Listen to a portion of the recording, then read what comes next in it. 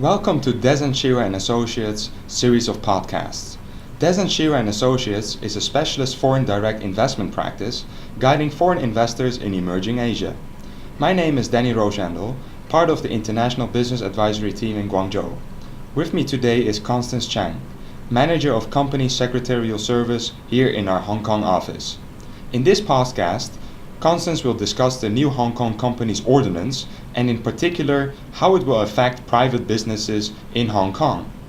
First of all, Constance, could you explain what the new Hong Kong Companies Ordinance entails? The new Companies Ordinance provides a modernized legal framework for the incorporation and operation of companies in Hong Kong. It strives to both modernize Hong Kong's company law and further enhance Hong Kong's status as major international business and financial center.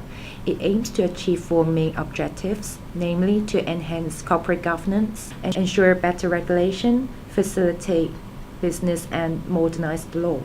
Since its implementation, Hong Kong companies have 6 months' time to comply with the law regulations, which means that companies should have implemented the new regulations before beginning of September.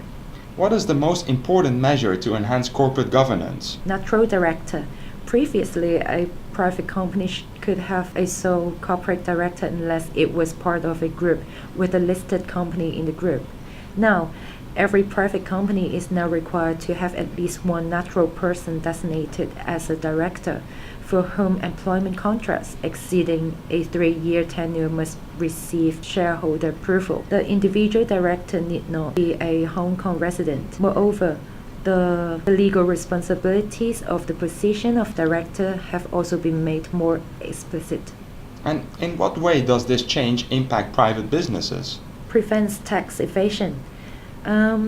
This will bring to an end the very common practice for Hong Kong companies, including many trading companies, to have nominee directors and shareholders which are companies. The change is happening anyway as a result of the tax reforms taking place worldwide, attacking post-box companies and requiring substance. It should be said that some companies use nominee directors not for tax evasion purpose, but for reasons of confidentiality or to avoid personal liability falling on the nominee director. However, this will end. As you just explained, the change towards natural directors mainly prevents tax evasion by Hong Kong companies. What are potential disputes that may arise due to this change? Heavier burden on natural directors. It is clear that a heavier burden is now placed on natural directors.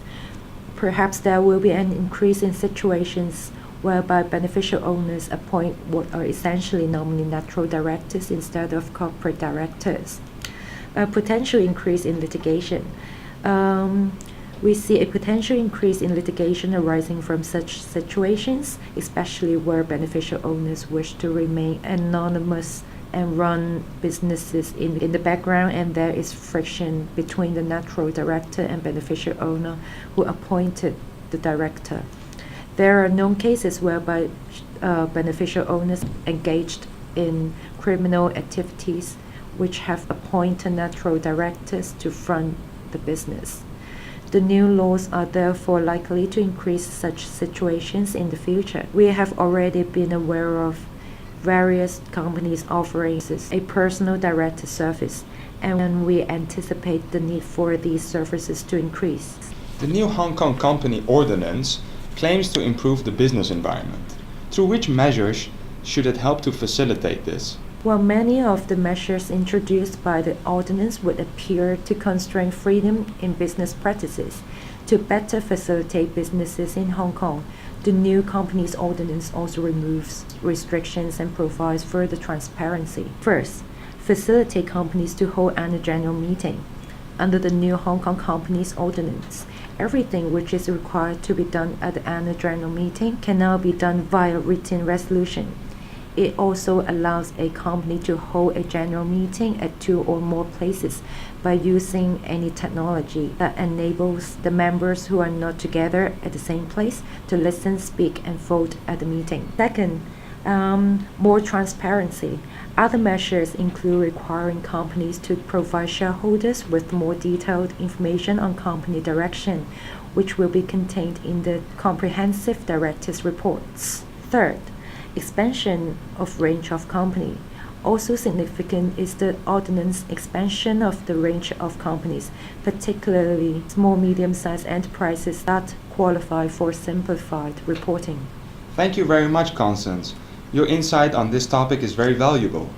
To our audience, thank you for joining us today. Today's podcast was covering Hong Kong's new Companies Ordinance. If you have any further questions, please feel free to contact Constance in our Hong Kong office at constance.chang@dezshira.com. For further insight into the regional economic environment in Asia, please visit our publishing subsidiary, Asia Briefing, at www.asiabriefing.com. Here you can find news, commentary, magazines, guides, multimedia and more which help guide foreign investment in emerging Asia.